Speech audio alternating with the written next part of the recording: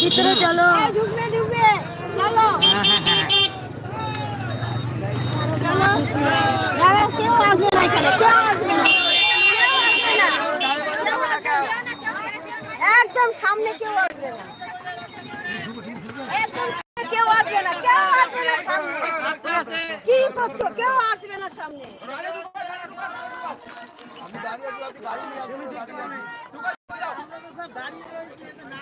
আচ্ছা ঠিক আছে, কেউ আসবে না গাড়ির সামনে, ফাঁকা রাখো। ছবিটা আসছে না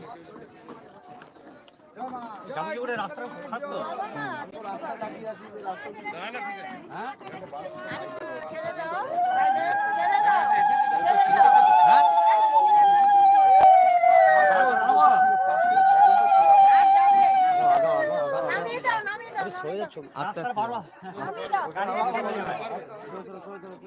আমি সব দিচ্ছি, তুমি নিয়ে যাও।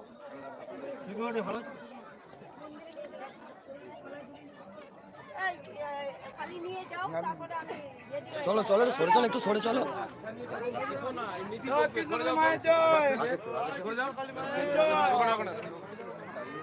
আগাও একটু, আগাও একটু, আগাও। মায়ের ফোনে ক্যামেরাটা খুব ছোট্ট, আগাও।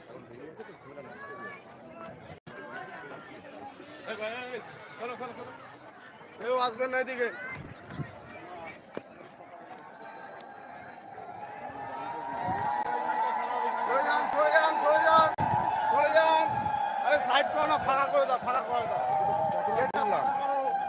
কতবার বলা হলো? জয় কৃষ্ণ কালী মায়ের জয়।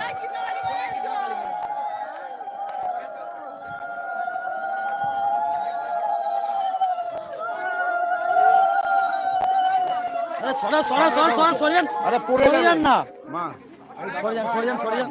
মা, ও মা, দাঁড়ান দাঁড়ান দাঁড়ান দাঁড়ান দাঁড়ান দাঁড়ান দাঁড়ান। দাও দাও দাও।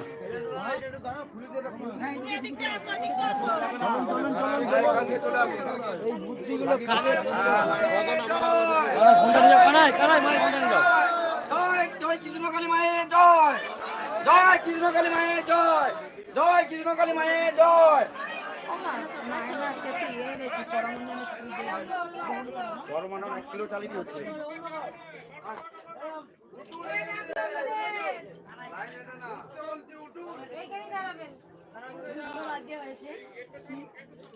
মুখে লবঙ্গ নিয়ে আছি, খুব ভালো লাগলো, খুব সুন্দর হচ্ছে আজকে।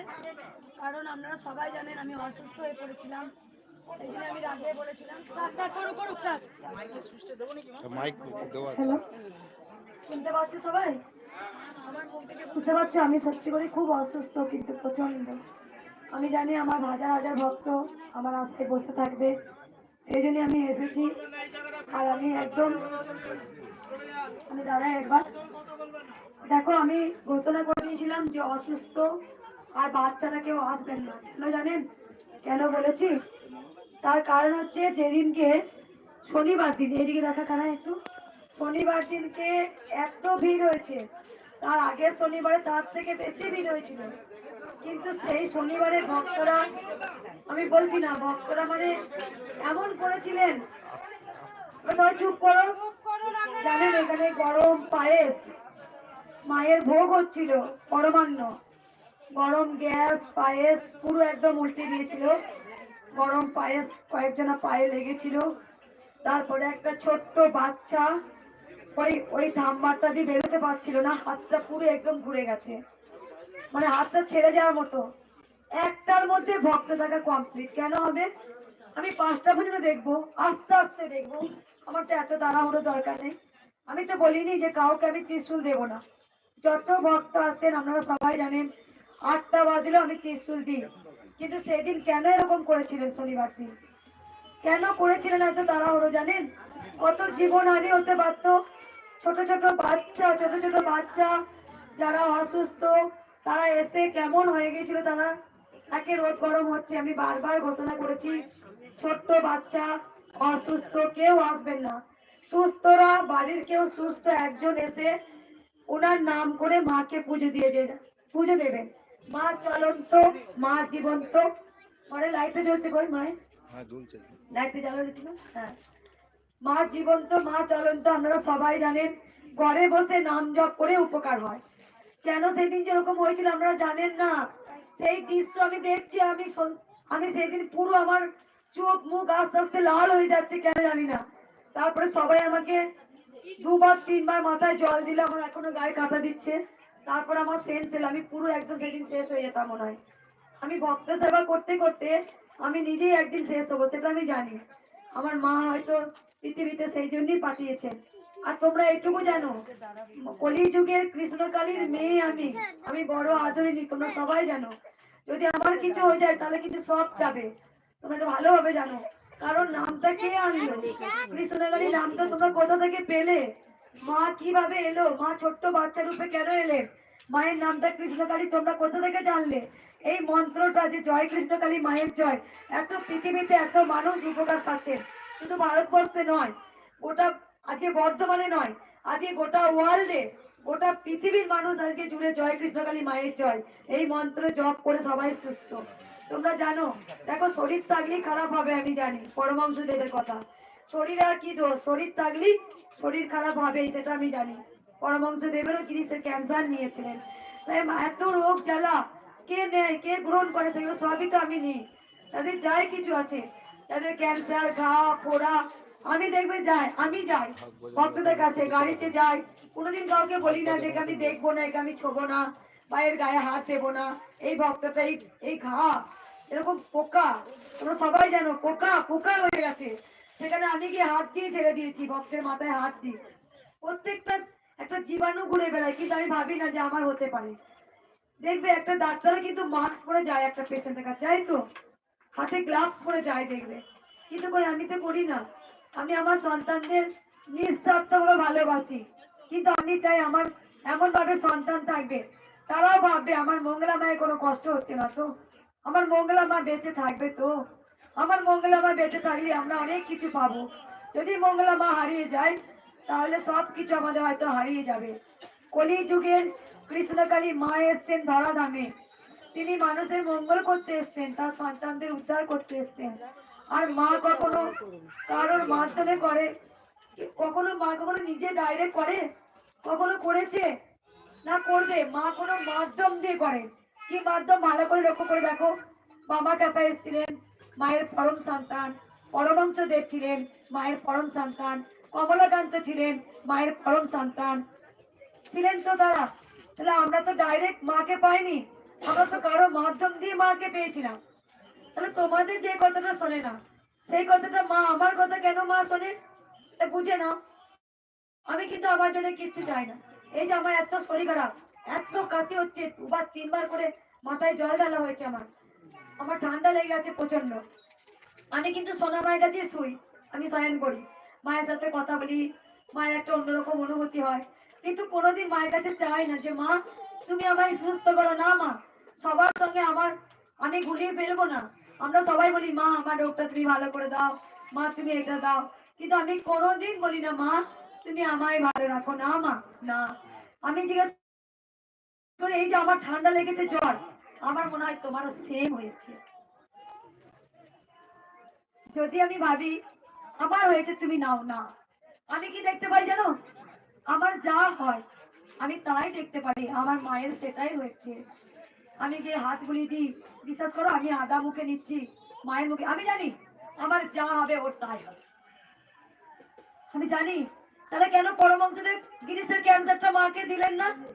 ভালো করে লক্ষ্য করে দেখো তো, যখন গিরিশের ক্যান্সারটা পরমহংসদেব যখন নিজে গ্রহণ করলেন, ওর ক্যান্সারটা রোগটা নিয়ে নিলেন। এই যে আমার এত শরীর খারাপ কেন হয় তোমরা জানো? তোমরা জানো? তোমরা এসে বলো মা ত্রিশূল উঠে গেল, আমার ভালো হয়ে গেল, মা নাম জপ করে ভালো হলাম। তোমরা জানো কার মাধ্যম দিয়ে যায়? যেমন আমার মাধ্যম দিয়ে সব শুভ হয়, তেমন কিন্তু অশুভ গুলো সব আমার মাধ্যম দিয়ে যায়। তাই জন্য গুরু কিন্তু সুস্থ থাকে না, গুরুর অনেক কিন্তু রোগ জ্বালা তাকে নিতে হয়, অনেক কষ্ট সহ্য করতে হয়। তাহলে কেন গিরিশের ক্যান্সারটা কেন মা নিল না? যখন তার শিষ্যরা বলছেন আচ্ছা গুরুদেব আপনার সাথে তো মায়ের কথা হয়, তাহলে আপনি এত কাছতে কাছতে আপনার কষ্ট হচ্ছে, আপনার বলুন না আপনার রোগটা মাকে বলুন ভালো করে দিতে।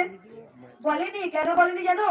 মা বুঝেছিল এই রোগটা, যদি সন্তান বুঝেছিল এই রোগটা যদি বলি মা ভালো করে দাও, তার মানে মা নিচ্ছে, জানো, মা নিয়ে নেয়, মা গ্রহণ করে। কেউ তো মাকে স্পর্শ করে কমলাকান্ত একমাত্র প্রমাণ করেছিলেন মায়ের পরম সন্তান, পরম সাধক। যখন পাপীরা মাকে যখন খুঁজছে, কমলাকান্তকে বলছে, এই তুই যে বললি মন্দির করে দিতে, মন্দির করে দিল, কিন্তু মাকে কই, মাকে নিয়ে আয় তো দেখবো জ্যান্ত মা কেমন করে হয়। সবাই পা ছুটছে, একমাত্র যিনি মন্দির তিনি স্পর্শ করে বুঝেছে হ্যাঁ সত্যি করি তো মা। তারপরে কি করলো, পাপীগুলো বলছে দেখা দেখা তোর মা যে আছে প্রমাণ কর। কারণ পাপীরা তো চোখে দেখতে পাবে না, চামড়ার চোখ দিয়ে কি গোবিন্দকে অনুভব করা যায়, দেখা যায়? গোবিন্দকে দেখার জন্য অন্তরের চোখ আছে, সেই অন্তর দৃষ্টি দিয়ে অনুভব করতে হয়। তাই যখন কমলাকান্ত বেল কাঁটাটা ছিঁড়ে যখন মায়ের পায়ে যখন ফোটালেন, ফিনকিজি রক্ত বেরোলো। ঠিক তাই তোমার মাকে যেমন কষ্ট হলে ওষুধ এনে দাও, মেডিসিন দাও, যত্ন করো, ও তাই বুঝি যিনি জগতের মাতা তাকে যত্ন করবে না? যেন কোনোদিন বলি না যে মা আমার এত কাশি হচ্ছে, তুমি ভালো করে দাও। আমার বললি মনে হয় আমার মা আমার রোগটা নিয়ে নেবে, তাহলে আমার থেকে আমার মায়ের কষ্ট যে আমি নিতে পারবো না। তাই জন্যই তো তোমাদের থেকে আমি সম্পূর্ণ আলাদা। মা বুঝেছে কার কাছে গেলে শান্তি পাবো।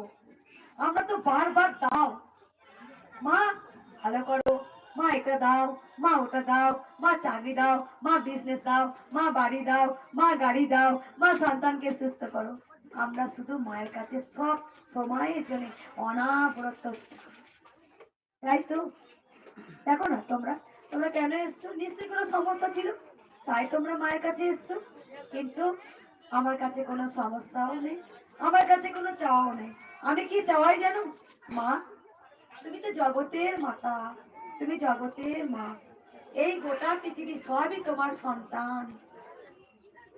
তুমি জানো কোন সন্তানের কাছে বেশি আদর পাবো, তাই তোমার সকল সন্তানকে তুমি ভালো রেখো। কিন্তু কোনোদিন মায়ের কাছে বলি না ও মা আমার কাছে হচ্ছে মা খুব, তুমি ভালো করে দাও না। আমি বুঝি যাচ্ছি ও আমার জ্বর মানে মায়ের গায়ে কপাল হাত দিয়ে, হ্যাঁ মায়ের জ্বর তো, আচ্ছা আমার কাছে হচ্ছে মায়ের কাছে, আচ্ছা মা আদা নিবি, মুখে একটু আদা নিবি নুন দিয়ে। এটাই তো মায়ের ভালোবাসা। মা ছিলেন, মা আছেন, মা থাকবেন। আমরাই তো মাকে বিশ্বাস করি না, যখন মা দেয় তারপরে বিশ্বাস করি। মায়ের পরম পরম সন্তানরা প্রমাণ করেছে মা বলে কেউ আছেন, আমরা তো কেউ বিশ্বাস করতে পারি না। তাই আমার জ্বর, আমার শরীর খারাপ, মা গো তোমার জন্য এক ফোঁটা যেন আঁচল না লাগে, সব আমাকে দাও। যখন কোনো ভক্ত এসে বলে ও মা আমার এই রোগটা তোমাকে দিয়ে গেলাম, তখন আমি সঙ্গে সঙ্গে কি করি জানো, না না আমার মাকে দিও না গো, মা আমার কাছে এসেছে, মা আমার কাছে আদর খেতে এসেছে, বিশ্বাস করো তোমরা কেউ টেনে দিতে এরকম করো না গো, মা এমনি ভালো করে দেবে। সঙ্গে সঙ্গে আড়াল দিয়ে বলি তোমার যার রোগ আছে আমার চরণে দাও, আমি নিয়ে নেবো, সব আমাকে দাও। আমি কোনো সময় বলি না আমার মাকে দাও, আমার মায়ের যে কিছু হলে আমি থাকতে পারবো না গো। মাকে আমি জীবন দিয়ে ভালোবাসি, এই হাত দিয়ে মাকে খাওয়াইছি, এই হাত দিয়ে মাকে শাড়ি পরাই। বাবার আমার কাছে আসেনি, বাবার আমার কাছে আসেনি, কৌশিকে অমাবস্যা দিন আসেনি, আসেনি। বড় মাই তো পেয়েছিল, বড় মা, বড় মা, ও বড় মা, আমার গর্ভধারী মা হচ্ছে ছোট মা, তুমি বড় মা, তার মানে তুমি আগে জন্ম দিয়েছো, তুমি আগে পৃথিবীতে সৃষ্টি করেছো, তবেই আমি মায়ের গর্ভে আসতে পেরেছি, তবেই পেরেছি। অনেক মায়েদের সন্তান হয় না, অনেক মায়েদের সন্তান হয়, তার মানে কি মা আমাকে সৃষ্টি করেছেন, তবেই তো আমি আসতে পেরেছি এই ধরাধামে। আমরা তো উপলক্ষ, গোবিন্দ আমাদের বন্দি করে দিয়েছে। তাই আমি মায়ের কাছে প্রতিজ্ঞাবদ্ধ, যতদিন আমি বাঁচবো আমি কোনোদিন কিচ্ছু চাইবো না। যদি আমার ভক্ত দেখতে দেখতে আমার জীবন চলে যায়, জানবো তুমি আমি এইভাবে পৃথিবীতে পাঠিয়েছিলে, আমার কপালে এইটুকু আয়ু ছিল তাই এইটুকু আয়ু হয়েছে। আমরা কোনো রোগ হলে ঋতু বিরক্তি হয়ে যায়, হে গোবিন্দ আমি কি, আমাকে কি যত রোগ তুমি দিয়েছো, বলি তো যখন রেগে যায়, আচ্ছা আমি কি সব থেকে বড় অপরাধ করেছি, কেন আমার না, যে ভালো হয় তার জীবনে সব থেকে বেশি কষ্ট, যিনি সৃষ্টিকর্তা তার গর্ভধারী পিতা মাতা বাসুদেবায় নাম, হ্যাঁ জানো কি কারাগারে করলি, হ্যাঁ? অন্যর কাছে মানুষ আছে কি কষ্ট করে মাথায় করে গোবিন্দকে এক জায়গায় দিয়ে আসছে। দ্রৌপদী, পঞ্চ পাণ্ডব, সত্যের সারথি যিনি অর্জুন, যুধিষ্ঠির সত্যবাদী, তার জীবনে কত কষ্ট।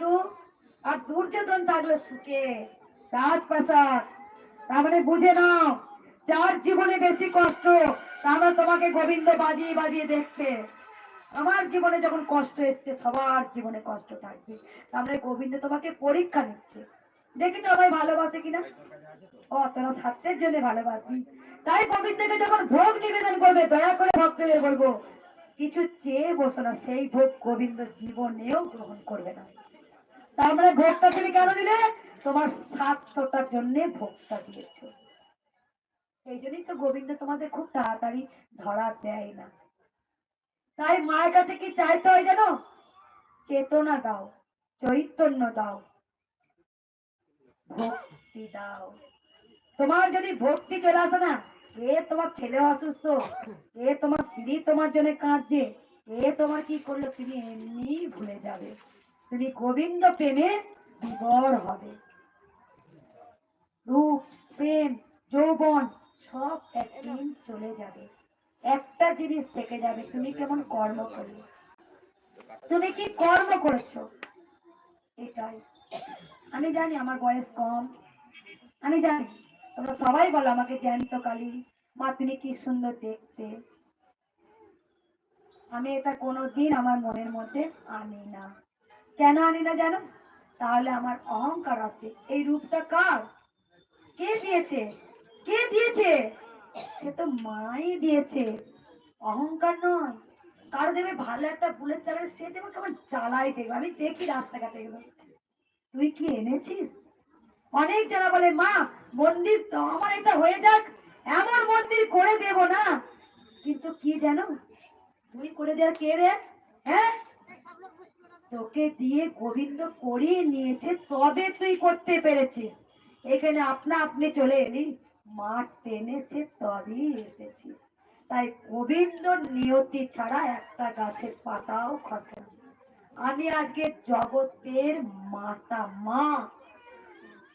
আমি কোনো নারী নয়, আমি কোনো কিচ্ছু নয়, আমি সবার মা। মা বাবা ডাকটা এমন পবিত্র, এমন শুদ্ধ। মা আমাকে বলেই দিয়েছিলেন ত্রিশূল পাওয়ার আগে, সকল সন্তানকে তুমি মা বলবে আর বাবা বলবে। তাই আমি আজও মা আর বাবা। পরম গুরু হচ্ছে পিতার মাতা। তুমি যদি গুরু দীক্ষা নিয়ে যাও, বাবা মাকে তুমি দেখছো না, সেই দীক্ষা কোনো দাম নেই। তুমি ঘুম থেকে রোজ উঠে পিতা মাতাকে প্রণাম করে ঈশ্বরকে প্রণাম করবে। সব সব তিনি হচ্ছে পরম গুরু। বাবা মাই হচ্ছে পরম গুরু আর গুরু মা। কোন আদার্স আমার তো মনে হয় না কোনো দীক্ষা নেই। বিশ্বাস করো, সে পিতা মাতা যেমনই হোক। রাম কি বলেছিল মনে আছে? বনবাস থেকে ফিরে আসার পর কার জন্য বনবাসে গিয়েছিল? কইকেয়ী আর কুমন্ত্রার জন্য। আমি কিন্তু গীতা পড়ি না, আমি কিন্তু কিছু পড়ার সময় নেই, তবু আমার এগুলো মনে অনেক জানা, আমি অনেক জেনেছি। এ জন্মের পুণ্যের ফল নাই, 7 জন্ম পুণ্য করার পর 1 জন্ম পুণ্যের ফল পাওয়া যায়। সেটা আমার সাধনা ছিল, আমার মায়ের প্রতি ভক্তি ভরসা ছিল। তাই এই জন্মে খুব তাড়াতাড়ি মা এসেছেন আমার কাছে। আমি সামান্য কিছু ভক্তদের চেতনা চৈতন্য জাগাবো, যেটা যাদের মধ্যে নেই। মা চেয়েছেন আমার মধ্যেই জাগুক। যে সন্তানগুলো আগে ভুল করছে, সেই সন্তানগুলো যেন দ্বিতীয়বার ভুল না করে। রাম কি বলেছিল যেন? কার জন্য বনবাসে গিয়েছিল? কইকেয়ীর জন্য। রাজা দশরথকে কথা দিলেন সিংহাসনে বসবেন, রাম বসবে না। রাম তো ভগবানের আর এক রূপ, অবতার। এক একটা যুগে অবতার আসেন। তখন কলিযুগে কৃষ্ণকালী এসছেন, হ্যাঁ, মহাপ্রভু এক সময় এসেছিলেন, পরমহংসদেব এক সময় এসেছিলেন। এক একটা যুগে এক এক রকম কিছু লীলা করতে আসেন, মানে বুঝিয়ে দেন। একটা যুগ পড়বে, বুঝিয়ে দেন ওরা আমি আছি, আমাকে ভুলিস না। তাই পাপ কর্ম ছাড়, পুণ্য কর্ম কর। যেমন পাপ করবে পাপের ফল তাকে ভোগ করতেই হবে। পুণ্য করলে পুণ্যের ফল, পাপ করলে পাপের ফল, তার ফল আমাকে সেই ভোগ করতেই হবে। দেখো তোমরা যখন রাম বনবাসে গেল, কার জন্য গেল? কার জন্য গেল বলো তো? ওই যে কুমন্ত্র আর কই কই যেন পিঠে কুচ এসে কি একটা কথা বললে, এসে কিন্তু কইকেইকেই প্রণাম করেছিলেন রাম। বলল, সন্তান কু হলেও মাতা কখনো কু নয়। মা যা করছে করো, তুমি সন্তান, তবু তাকে তার গুরুর আসনই বসাবে। সন্তানদেরও ভুল আছে, এখনকার মায়েদেরও ভুল আছে, আছে তো। সবাই কিন্তু সন্তানরা যে কু তা নয়, অনেক মাতাদেরও কিন্তু কিছু কিছু দোষ থাকে। অনেক মাতারা ভুল করে দেখবে সন্তানদের ফেলে চলে যায়। এখন তো যুগটা এটাই হয়েছে।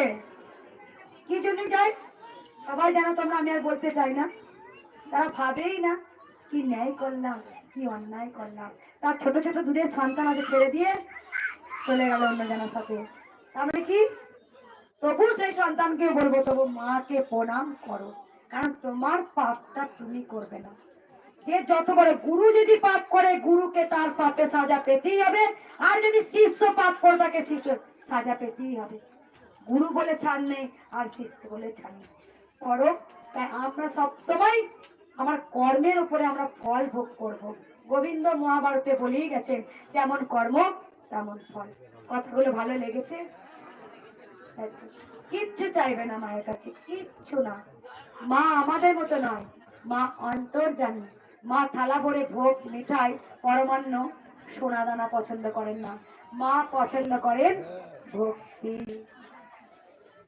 তুমি আমাকে কতটা ভক্তি করলে, ভক্তির উপর।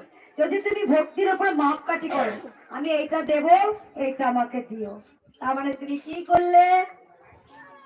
তুমি মায়ের সাথে একটা এগ্রিমেন্ট করলে। কেন? তুই দিবি দিবি না দিবি সেটা আমার সম্পূর্ণ ব্যক্তিগত ব্যাপার, কিন্তু আমি তোমায় ভালোবাসবো। আমি তোমার চরণে যেন সেবা করতে পারি, আমি তোমার চরণে যেন ফুল অর্পণ করতে পারি। এ জন্মে এ ভাবেতে মানুষে জন্মগ্রহণ করেছি, মানে কিছু তো পুণ্য করে এসেছি, তবেই না মানুষ হিসাবে এসেছি। তাহলে আমি কেন তোমায় ডাকবো না? যতদিন বাঁচবো তোমায় ডেকে যাবার নিঃস্বার্থ। মায়ের সাথে কোনো স্বার্থের ভালোবাসা থাকবে না। একটা মা যখন যার সন্তানকে 10 মাস 10 দিন গর্ভ এত যন্ত্রণা ভোগ করার পর সোনাকে হামি খেয়ে আদর করে, নিজে না খেয়ে তখন তখন কাজ করে, আগে আমার সন্তানটাকে খাওয়াতে হবে। হ্যাঁ, তার মানে কি, মায়ের ভালোবাসাটা কেমন? নিঃস্বার্থ। আর সন্তানরা যখনই বড় হয়ে যায়, তখনই কি করি আমরা? স্বার্থ দিয়ে ভালোবাসি। ও মা, আমাকে এটা দেবে, তাহলে কিন্তু পড়াশোনা এটা করবো, তাহলে কি? এই যে আমাদের সন্তানদের ধর্ম কিন্তু এটা, বিশ্বাস করো। কিন্তু মায়ের কিন্তু কোনো স্বার্থ থাকে না। দেবে তো এটা, আমি কিন্তু দেবো, কি তেমন এটা করতে হবে আমাদের মায়ের সাথে না। যদি একটা মা পারে তার নিঃসন্তান নিঃস্বার্থ ভাবে একটা সন্তানকে মানুষ করতে, তাহলে আমরা কেন মাকে ভালোবাসতে পারবো না? কেন পারবো না গো? দিলি মা ভালো, আর না দিলি মা পচা। তুমি, হ্যাঁ, সেই দিনই বাবা প্রতিজ্ঞাবদ্ধ মা, আমার কিচ্ছু চাই না মা, আমি তোমায় ভালোবাসি মা। আমি যেন ভালোবাসতে পারি, তোমার জন্য কাঁদতে পারি। এই যে কথা বলতে বলতে আমার ভেতর থেকে একটা গঙ্গার জল উঠছে পড়লো। এটাই তো সবাইকে দিতে হবে। রাধে রাধে, হরে কৃষ্ণ। আজও বৃন্দাবনে কৃষ্ণ আছে গো। ভালো করে লক্ষ্য করে দেখো তোমরা, যে যেমন পাপ করবে, পাপের ফল তাদের এই জন্মেই পূর্ণ করতে হবে, জানো। তাই দেখো, রূপ, অহংকার, যৌবন, টাকা পয়সা, গাড়ি বাড়ি, সম্পত্তি, অর্থ, ক্ষমতা, এইগুলো কিছুরই বড়াই করো না। আমি কিছুই আনিনি এখানে এই ভাবেতে। আমি যখন যাব, আমি সেম যেমন ভাবে এসেছি ঠিক তেমন তাই। গোবিন্দ তোমাকে এক ফোঁটা জিনিস এইখান থেকে নিয়ে যেতে দেবে না। এটাই গোবিন্দর লীলা, সবই গোবিন্দ। তুমি একটা সন্তান যখন মারা গেছে, সন্তানের জন্য কাঁদছো, সন্তানটা কার? তুমি কি যখন এসেছিলে সন্তানটাকে এনেছিলে? গোবিন্দ সন্তান আয়ু 14 বছর লিখেছিল, ও 14 বছর পৃথিবীতে ছিল, দিয়ে ছেড়ে চলে গেছে। হ্যাঁ, হাতে করে আমি কিচ্ছু আনিনি। আমি যেটুকু ভাবেতে থাকবো, আমি কৃষ্ণ ভজন করব। আর কৃষ্ণ ভজন করা মানে এটা নয়, মানে যারা ধূপ দেখায় আজকে যেন এটা হয়ে যায়। বিশেষ করে আমার নিজের আত্মীয়কে দেখি, আমার ছোট্ট থেকে আমি খুব চঞ্চল, খুব বদমাস। আমি বিশ্বাস করো, আমি এগুলো লক্ষ্য করি। তাই বলছি, একটু ধূপ দেখাচ্ছে, কেমন করে দেখাচ্ছে দেখো, আর সেখানে এই ব্যবসা এগুলো বিক্রি হয়ে যায়, এরকম করে ব্যবসাটা এমনি করে ঢুকতে গেছে। তার মানে কি তুমি গোবিন্দকে স্বার্থের জন্য ডাকছো, এসো গোবিন্দ, না আসবে না গোবিন্দ। মা গো, আমি তোমার কাছে পুজো দিতে এসেছি মা, তুমি চেয়েছিলে তাই আমি আসতে পেরেছি। মা গো, সুখ দুঃখ ভালো মন্দ সে তো তুমি বসে আছো, আমি তোমায় ভালোবাসি, তাই জন্য তো তোমার গলায় মালা এনেছি মা। এই মালাগুলো আমি তোমার গলায় দেবো মা। আমার হাত দিয়ে তুমি যে মালা নিয়েছো, এটাই আমার কাছে পরম সৌভাগ্য, এটা আমরা কেউ বলতে পারি না। আমি যেন বলি তোমার পরশে আমি পরশ মনে হয়েছি, এটাও তোমার ভাগ্য। মায়ের চরণে মালা পরাতে পারছি, শাড়ি এর থেকে আর কি চাই রে, আর কি চাই? আমরা যখন ভাববো আমাদের থেকে কেউ দুঃখী, তখন ভাববে আমরা সব থেকে পৃথিবীর দুঃখী। আমাদের তো জুতো আছে, ভালো শাড়ি পরতে পারছি, দুবেলা দুমুঠো খেতে পারছি, আমাদের থেকে আরো তো অনাথ দুঃখ আছে গো। তখন তুমি সব থেকে পৃথিবী সুখী, নাহলে তোমার এত থেকেও আমার সুখ নেই। আজকে মানুষের খুব সুখ আছে, শান্তি নেই, মনে জানো তো? বিশ্বাস করো, অনেক আছে, ভাত পচে যাচ্ছে, ফেলে দিচ্ছি, খাবার পচে, কিন্তু শান্তি নেই। কেন শান্তি নেই? একটাই কারণ, ওই যে আমরা কেউ যে গোবিন্দকে নিঃস্বার্থভাবে ভালোবাসতে পারিনি। যাদু যেখানে গোবিন্দ ভালোবাসা পায় সেখানেই ধরা দেয়, স্বার্থের জন্য গোবিন্দ ধরা দেয় না। আমি আর কিচ্ছু বলবো না, পুজো করি। আমি এখানে একটু কথা বলে দিই, দেখো ভাবটা, হ্যাঁ না তুমি একটু দাঁড়াও, পুজো করো, আমি সব নেবো। বাবা বোম্বে থেকে এসছে আমি জানি, আমি কিছু কথা বলে দিই, যেটা হচ্ছে এই যে জবা দেখছেন আপনারা সবাই জানেন, আমি কিন্তু আজও ত্রিশূল ছোঁয়াবো না, আজও না, আমি হাত দেব। তোমরা সবাই জানো যে হাত দিয়ে মাকে সেবা করি, যে হাত দিয়ে মাকে আমি শাড়ি পরাই, যে হাত দিয়ে মাকে আদর করি। আজকে ভক্তদের বলবো কেউ দুবার হাত নেবেন না, একবার মাথায় হাত নেবেন। ভালো করে কথাগুলো শুনবেন। ধূপ মোমবাতি কেউ জ্বালবেন না, ধূপ মোমবাতি কেউ জ্বালবেন না। ঘরে গোবিন্দ নাম করে যিনি কৃষ্ণ তিনি তো কালী, মায়ের নাম করে ঘরে চালান। আর সুস্থ রাখছেন, তাদের যদি কিছু হয়ে যায় এই করবেন, আমার ভক্তির উপরে সব কিছু হয়। যে আপনি এমনি এমনি করে ধূপ মোমবাতি দেখাবেন, কি বললাম প্রথমে একটা কথা, ওই ছোট থেকে দেখতাম ওরে বাবারে কেমন ডাকছে গোবিন্দকে পাওয়ার জন্য, আমার এগুলো ভালো লাগে না, বিশ্বাস করো। কেন বলে তো তোমার ভক্তির উপরে তোমার সব কিছু হবে। আমার আমাকে এরম এরম করো, ও মঙ্গলামা, ও মঙ্গলামা, আরে আমাকে ডাকলে হবে? ডাক না মাকে। পরমহংসদেব বলেছে না, ওরে টাকার মতো ডাকতে যদি পারি, এই ডাকো মাকে, ছিঁড়ে কুড়ে এরকম নিলে হবে না, ডাকো, দেখো চেনো যে গোবিন্দটা কে, কোথা থেকে, কেন মঙ্গলা মায়ের কাছে এলো, আমাদের কাছে কেন ডাকা সারা দেবে না? আমি শুধু কি বলি জানো, আচ্ছা পরমহংসদেবের কাছে কেমন এলে, বাবা কাপার কাছে কেমন এলে, রামপ্রসাদের কাছে কেমন